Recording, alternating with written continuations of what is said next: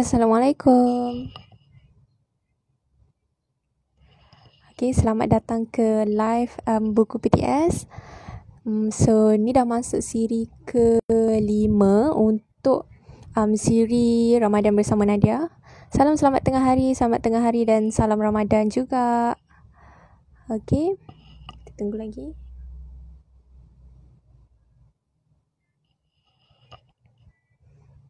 Muhyiddin Abdul Hakim, terima kasih sudi join orang pertama hari ni. Okay, dan untuk pengetahuan, kita dah masuk ke buku yang ketiga untuk siri Kembara Menuju Allah, tulisan Ustazah Asma Harun dan Dwi Suwiknyo, buku yang ketiga. Okay, Ya Allah, kepadamu aku kembali. Assalamualaikum Amir Akmal, terima kasih join hari ni. Okay, jadi minggu lepas kita dah bincangkan 2 buah buku daripada siri ni, iaitu yang pertama yang ni, Ya Allah aku rindu kepadamu, kemudian Ya Allah jangan biarkan aku sendiri, dan ketiga hari ni dan esok kita akan discuss mengenai buku ni, Ya Allah kepadamu aku kembali. Hai Ika, terima kasih sudi join live hari ni di pagi Isnin hari ni. Assalamualaikum. Waalaikumsalam. Okay, semoga semuanya sihat-sihat sahaja. Ya, itulah. So kita mulakan. So untuk buku ketiga, siri Kembara Menuju Allah ni, penulisannya lebih banyak kepada peringatan tentang kematian ataupun pengakhiran hidup kita. Okay, itulah untuk buku ni, itu konsep dia. Dan macam biasa di permulaan buku ni akan ada map kembara kita dalam mencari redha Allah. So, saya recap balik.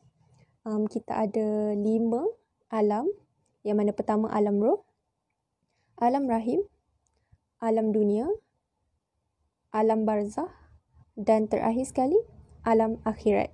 Jadi dalam buku ni khusus macam mana perpindahan kita dari alam dunia ke alam barzah.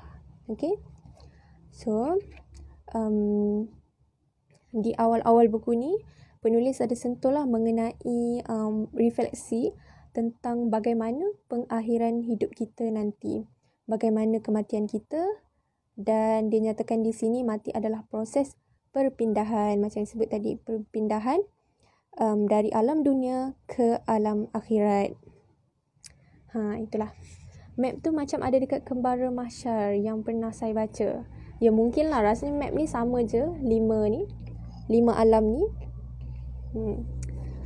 Untuk setiap buku kembara ni akan ada map ni untuk bagi peringatan lah tentang kat mana kita berada kan.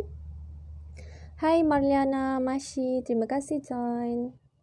Okay, so tu dia sekejap. So di awal-awal buku ni juga ada menyatakan persoalan bagaimana pengakhiran hidup kita. So semestinya kita nak husnul khatimah, iaitu pengakhiran yang baik, dan di sini penulis ada masukkan hadis yang direkodkan oleh Imam Abu Daud, iaitu barang siapa yang akhir perkataannya tiada Tuhan melainkan Allah, nescaya dia akan memasuki syurga. Maksudnya zikir la ilaha illallah, zikir ni dalam hadis ni cakap barang siapa yang akhir perkataan ni, nescaya dia akan memasuki syurga. Itulah. Itu antara tanda kematian yang husnul khatimah. Okey, seterusnya tanda kematian seseorang yang baik adalah ketika melakukan amal soleh. Dan ini juga dinyatakan dalam hadis Nabi yang direkodkan oleh Imam Ahmad, iaitu barang siapa yang berpuasa pada suatu hari kerana ingin mencari keredaan Allah dan diakhiri hayatnya dengan perkara tersebut, nescaya dia akan masuk syurga.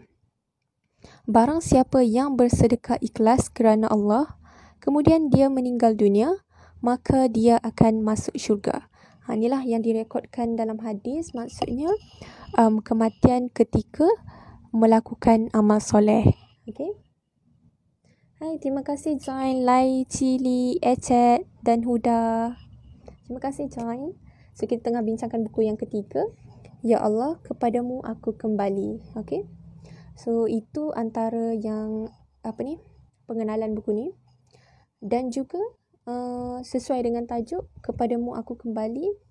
Jadi, kita kembalinya kita kepada di alam akhirat nanti. Kita akan tinggalkan semua benda di dunia ni macam yang kita tahu. Dan melainkan 3 perkara. Okay. 3 perkara ni juga direkodkan oleh Imam Muslim dalam Sahih Muslim. Okay.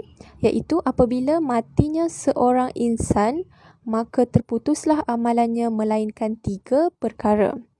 Iaitu pertama, sedekah jariah, ilmu yang dimanfaatkan dan juga anak soleh yang mendoakan kedua ibu bapanya. Jadi inilah 3 ciri yang boleh kita tinggalkan. Yang tak akan terputus amalannya. Jadi kita usahalah untuk dapatkan ketiga-tiga ni. Saya ulang semula. Sedekah jariah, ilmu yang dimanfaatkan dan juga anak soleh yang mendoakan kedua ibu bapanya. Okay. Terima kasih yang mana baru join. Kalau ada soalan ataupun nak share something, boleh tulis kat komen. Nanti saya baca, okay? Thank you. So, itu. Okay. Seterusnya, kita pergi dalam lagi buku ni. Kita tengok bab 1. Okay. Bab 1 tajuknya, Ya Allah, kepadamu aku kembali. Ikut tajuk buku ni. Okay. Macam semua tahu, dalam buku ni memang berwarna-warni, banyak ilustrasi dengan tulisan yang cantik-cantik. Semua ni memang rasa segar lah nak baca. Okay. So kat sini ada satu macam quotes. Saya bacakan. Sahabat, yang kita tahu Allah memanggil kita hanya 3 kali sahaja. Okay. Allah panggil kita 3 kali sahaja. Pertama, panggilan azan untuk solat 5 waktu. Kedua, panggilan haji. Dan ketiga, panggilan terakhir iaitu kematian. Okey? Bagi panggilan pertama iaitu solat 5 waktu, kita masih mampu nak bagi alasan nanti je lah, sibuk sekarang, macam tu. Untuk panggilan kedua, kita juga boleh cakap nanti je lah, duit belum cukup. Dan untuk panggilan ketiga, apa yang boleh kita katakan? Kita tak mungkin dapat tolak panggilan tu. Macam tu. So nak cakap sini yang Allah panggil kita ada 3 panggilan. Dan kita masih boleh lari dari 2 panggilan pertama. Tak menyahut 2 panggilan yang pertama iaitu solat dan panggilan haji. Tapi kita tak boleh lari daripada panggilan terakhir iaitu kematian. So itulah quotes yang memanggil untuk kita refleks balik.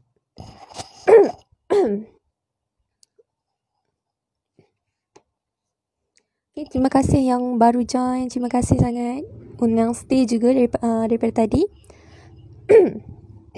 Okay, sorry. So kita sambung untuk masih bab yang pertama. Bab yang pertama yang ini adalah petikan daripada seorang tokoh pemikir Islam iaitu Imam Al-Ghazali.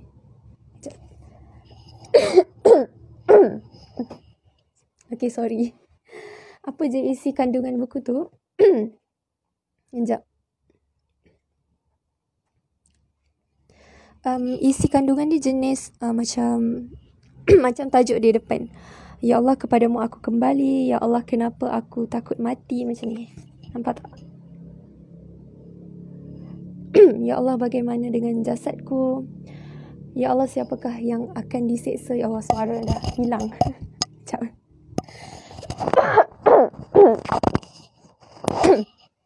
Okay, harapnya suara masih jelas.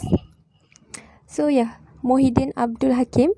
So, isi kandungan dia macam tu. Ya Allah, ampuni aku. Ya Allah, aku bersedia, macam tu. Nampak tak? Okay, so kita sambung tadi. Satu quotes petikan daripada Imam Al-Ghazali. So, ketika ditanya kepada Imam Al-Ghazali, seorang tokoh pemikir Islam, kenapa engkau masih hidup hingga hari ini? Maka Imam Al-Ghazali menjawab, sebab dosaku masih banyak dan Allah izinkan aku untuk bertaubat. Jadi, mesej yang nak disampaikan, semoga hidup kita ni akan jadi lebih bermanfaat bila kita bangun setiap hari, setiap pagi dengan rasa nak bertaubat. Okay? Dengan cara kita kurangkan dosa dan banyakkan beristighfar. Okay, saya harap suara saya boleh dengar. Slow sikit sebab macam tak ada suara je tadi. Okay. Itulah yang dikatakan oleh Imam Al-Ghazali bila ditanya kenapa masih dihidupkan sehingga hari ini. Sebab dia cakap dosaku masih banyak dan Allah izinkan aku untuk bertaubat. Itu kata-kata Imam Al-Ghazali. Okay, untuk kita reflect baliklah kenapa kita masih hidup. So kita bersyukurlah masih diberikan peluang untuk bertaubat. Okay. Apa lagi? Seterusnya nak share juga, dalam ni ada petikan juga. Nampak? Petikan dalam ni saya bacakan. Sahabat, sesungguhnya tidur itu sangat dekat dengan kematian. Namun ketika tersedar dari tidur, kita juga tidak akan terlepas dari bayang-bayang maut. Oleh sebab itu, kita berdoa sebagaimana doa yang Rasulullah ajarkan. Allahumma bismika amutu wa ahya. Maksudnya baca doa sebelum tidur. Ya Allah, dengan namamu aku mati dan aku hidup. Okey, itulah antaranya. Iaitu kita beringatlah sebelum tidur baca doa, sebab kita tahu tidur tu sangat dekat dengan kematian. Okey. Terima kasih Amir Akmal, respon jelas. Tadi macam tak ada suara, so kena macam slow sikit. Okey. Apa lagi? Dan ketika bangun tidur pun baginda Nabi Muhammad SAW berdoa. So macam kita tahu, doa bangun tidur, Alhamdulillahillazi ahyana ba'dama amatana wa ilaihin nusyur, yang bermaksud segala puji hanya bagi Allah yang telah menghidupkan kita setelah mematikan kita, dan kepadanya lah kita akan kembali. Okay, maksudnya bangun pagi pun kita ada kesedaran yang macam Allah yang hidupkan kita, Allah yang matikan kita, dan nanti kita akan kembali juga kepada Dia, macam tu. Okay, so sama-samalah kita amalkan baca doa sebelum tidur dan juga doa bangun tidur. Okay. Okay. So apa lagi yang menarik daripada buku ni? Kalau nak share memang banyak quotes-quotes yang best, petikan ayat Al-Quran, petikan hadis yang anda boleh dapatkan dari buku ni lah. Dan kepada yang belum tahu, buku ni bertemakan motivasi, peringatan, diselangi dengan tips, checklist diri, muhasabah dengan ilustrasi yang berwarna-warni. Ada quotes, petikan Al-Quran dan juga hadis. Okay. Ada tak dalam buku tu menceritakan tentang surah Al-Mulk? Rasanya tak ada. Dia tak ada spesifik cerita pasal Al-Mulk lah. Tapi tak ada. Mungkin boleh dapatkan di sumber lain. Yang ni macam banyak peringatan-peringatan lah untuk kita macam segera bertaubat macam tu. Okay, seterusnya nak share juga. Dekat sini ada petikan hadis juga yang direkodkan oleh Imam Ibnu Majah, iaitu secerdik-cerdik manusia adalah yang paling mengingat kematian serta yang paling banyak persiapannya untuk menghadapi kematian itu. Maka itulah orang yang benar-benar cerdik. Okay? Maksudnya itulah orang yang bijaksana, yang cerdik adalah orang yang mengingat kematian. Hai, Assalamualaikum Kak Nazifah. Terima kasih join. Fina, Wahida.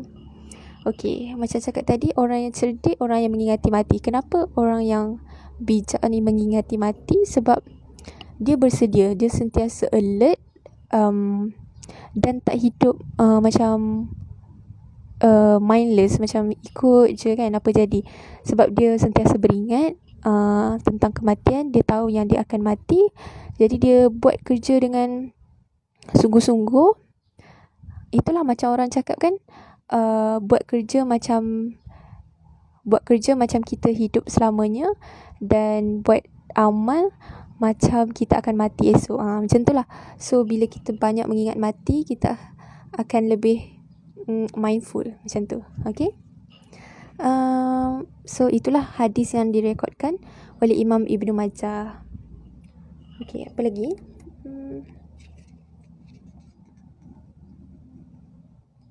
Dan macam biasalah, peringatan yang kita hidup di dunia sebagai perantau yang singgah sebentar saja dan kita akan kembali ke tempat asal kita. Dan ini direkodkan oleh Rasulullah SAW, yang mana baginda pernah bersabda kepada Abdullah bin Umar. Okey. Jadi baginda cakap, jadilah engkau di dunia ini seolah-olah engkau seorang yang sedang merantau, pedagang atau orang yang sedang dalam keluar yang akan meneruskan perjalanan. Kemudian baginda berkata, apabila engkau berada di waktu pagi, jangan menunda sampai menunggu petang. Dan apabila engkau berada di waktu petang, janganlah engkau menunggu datangnya waktu pagi. Manfaatkan kesempatan sihatmu sebelum datangnya sakit dan kesempatan hidup untuk bekal selepas mati. Ini memang hadis Nabi sendiri. Kita hidup umpama perantau yang ambil bekal di dunia ni untuk pulang semula nanti ke alam akhirat. Okay? Dan satu peringatan, bila kita berada di waktu pagi, jangan menunggu waktu petang. Maksud kat sini adalah jangan buang masa. Maksudnya manfaatkan masa yang ada tu untuk sepenuhnya lah buat perkara yang bermanfaat, supaya kita rasa macam tak tertunggu-tunggu. Kita duduk waktu pagi, tertunggu-tunggu waktu petang, tertunggu-tunggu esoknya, tak perlu. Yang penting adalah kita manfaatkan masa yang ada dengan perkara yang berguna. Okay, macam tu. Terima kasih yang baru join. Okay, so saya sambung semula. Okay, kita pergi tengok dekat bab 2. Bab 2. Okay, bab 2 tajuknya, Ya Allah, kenapa aku takut mati? Okay. Okay, dalam bab 2 ni fokuskan kenapa kita takut mati, seperti tajuknya. So, suka untuk saya share satu muhasabah kat sini. Cantik dia punya ilustrasi dia. Okay. Jadi, marilah kita renung kembali. Kita sedar yang kita takut mati saat ni, kenapa? So, kita fikir balik, kenapa sekarang ni kita takut mati? Adakah kita bersedia kalau kita mati sekarang? Mesti rasa macam tak bersedia kan? So, dalam ni penulis listkan kenapa kita takut mati. Pertama, dosa yang teramat banyak. Okay. Yang kedua, hutang-hutang kita belum lunas. Okay, hutang ni macam-macam hutang lah. Hutang duit, hutang dengan orang, hutang ganti puasa, ganti solat ke yang tertinggal, macam-macam hutang. 4, itulah 4 hutang puasa. 5, zakat dan sedekah sikit. 6, kita belum mampu menunaikan haji. 7, amal soleh kita begitu sedikit. Jadi inilah antara sebabnya kita rasa kita takut mati, kerana kita masih belum bersedia. Dosa yang banyak, hutang, solat belum sempurna, hutang puasa, zakat, sedekah sikit, belum mampu tunaikan haji, dan amal soleh kita pun sedikit sahaja. Itulah antaranya yang kenapa kita rasa takut sekarang ni untuk menghadapi kematian. Dan kematian ni sendiri berbeza untuk setiap orang. Bukanlah maksud beza yang beza memanglah berbeza kan. Tapi untuk setiap orang, definisi kematian dia tu ada dalam bentuk lain. Okay, contohnya untuk orang lain adalah ketika semua harta dimiliki diambil lagi oleh Allah. Maksudnya macam orang yang muflis ke, jatuh bankrupt ke, tu pun adalah satu kematian untuk dia. Macam ditimpa musibah yang besar kan. ketika perniagaan hancur lebur, itu pun satu yang boleh kita anggap macam kematian lah pada diri dia. Ketika kerjaya dan pekerjaan hilang, itu pun salah satu bentuk kematian. Ketika orang yang dicintai sakit atau meninggal dunia. So maksudnya kematian yang macam ditimpa musibah dan rasa sedih yang amat sangat itulah untuk sesetengah orang. Rasa macam dah tak ada harapan. Macam itulah. So apa lagi kita boleh share dalam ni? Terima kasih yang baru join, Kak Syaza. Terima kasih. Amin Bedok, Secret Faye, Kak Wan. Okay. So, kita sambung. Okay. Macam saya cakap tadi, dalam buku ni, bukan sahaja quotes, motivasi, petikan hadis Al-Quran semua tu, tapi diselipkan juga dengan macam checklist untuk kita refleksi and muhasabah diri. So, macam ni. Dia akan ada soalan macam ya, tidak macam tu untuk kita reflect lah apa yang kita buat. So dalam ni penulis tulis apa yang sepatutnya kita buat setiap malam. Okay. So kita reflect balik setiap malam. Adakah satu, kita bersihkan diri dan berwuduk sebelum tidur. Kedua, solat 2 rakaat dan membaca surah Al-Mulk atau surah lain sebelum tidur. Ketiga, membersihkan tempat tidur sehingga bersih. Okey. Keempat, membaca doa tidur. Kelima, membaca surah Al-Ikhlas, Al-Falaq, An-Nas sebelum melelapkan mata. Dan last sekali, memejamkan mata, berzikir astaghfirullah sehingga tertidur. So penulis nak reflect dengan kita kat sini yang apa yang patut kita buat sebelum tidur. So kita reflect balik lah. Adakah kita buat semua ni? Adakah kita mampu buat semua ni? Ambil wuduk, baca surah Al-Mulk, bersihkan tempat tidur, baca doa tidur, baca surah Al-Ikhlas, Al-Falaq dan An-Nas, dan berzikir astaghfirullah sampai tertidur. So inilah antara yang patut kita buat sebelum tertidur. Okay. So kita cubalah perbaiki diri kita. Okay, elakkan, kita cuba untuk tak scroll social media sampai tertidur. Sebaliknya kita cuba berzikir sampai terlelap. Macam dalam ni, zikir astaghfirullah sampai tertidur. Itulah antara yang patut kita lakukan setiap malam. Okay. Okay, so kita pergi ke topik seterusnya, iaitu bab 4. Cara mengingati mati. Kejap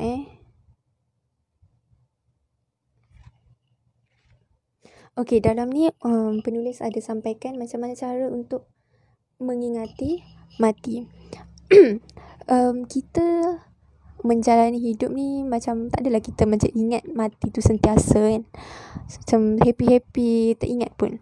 So dalam ni penulis ada kongsikan macam mana caranya adalah bila kita dengar kematian dan ucapkan innalillahi wa inna ilaihi raji'un.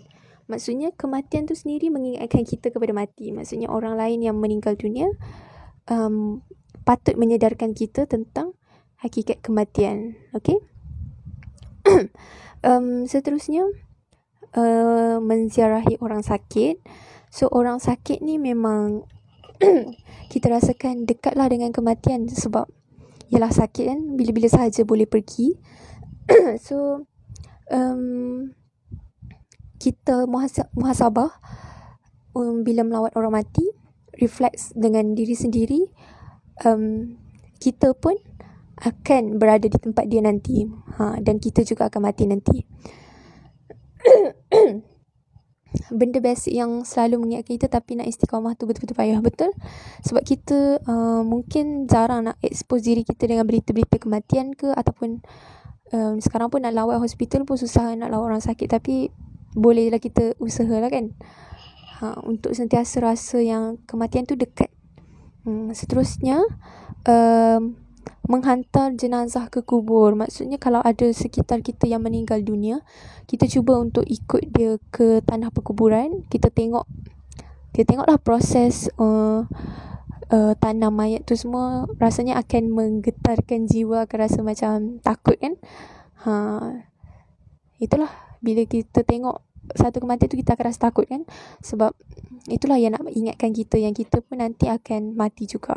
Macam tu. Seterusnya, ziarah keluarga si mati. Okey, yang ni pun walaupun yelah kita dah melawat orang meninggal kan, kita lawat dia punya family. Lawat family ni untuk tujuan kita rasa macam mana nanti kalau kita mati, apa jadi kepada orang yang kita tinggalkan. Bersedih-sedih, mestilah kita pun rasa sebab juga kan tengok family si mati yang macam tu, nangis-nangis semua tu.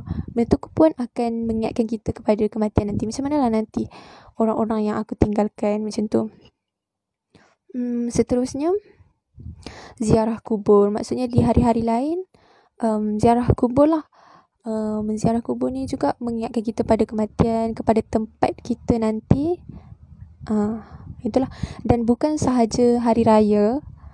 Hari raya je orang selalu melawat kubur kan. Itu kita bukan nak macam judge ke apa. Tapi sebenarnya kenapa hari raya banyak orang ziarah kubur? Sebenarnya sebab orang ramai balik kampung, ramai family berkumpul. Mungkin sebelum ni tak ada masa, tapi kita cubalah untuk banyakkan lagi masa-masa yang lain pun untuk menziarahi kubur. Okay. So itulah antara cara untuk mengingat kematian yang disenaraikan dalam buku ni. Okay, sekejap. Okay, banyak lagi yang menarik dalam ni, saya kongsikan. Satu peringatan kat sini, kematian adalah sebaik-baik nasihat bagi kita yang selalu lalai oleh urusan dunia. Okay, kalau kita selalu macam buat kerja sungguh-sungguh sampai tak ingat mati lah kan. So kematian adalah sebaik-baik nasihat. Maksudnya kalau kita nasihat benda-benda lain tu mungkin macam tak masuk kan. Tapi bila kita ingatkan tentang kematian, yang kita ni akan mati nanti, mungkin insyaAllah kita akan rasa macam macam kita tak bawa pun apa yang kita buat kat dunia ni. Kecuali 3 tadilah yang kita sebutkan tadi kan. Amal soleh, sedekah jariah dan juga anak yang mendoakan. Okay. So itulah. Apa lagi? Okay, satu lagi saya nak share sebelum kita end live kita untuk hari ni.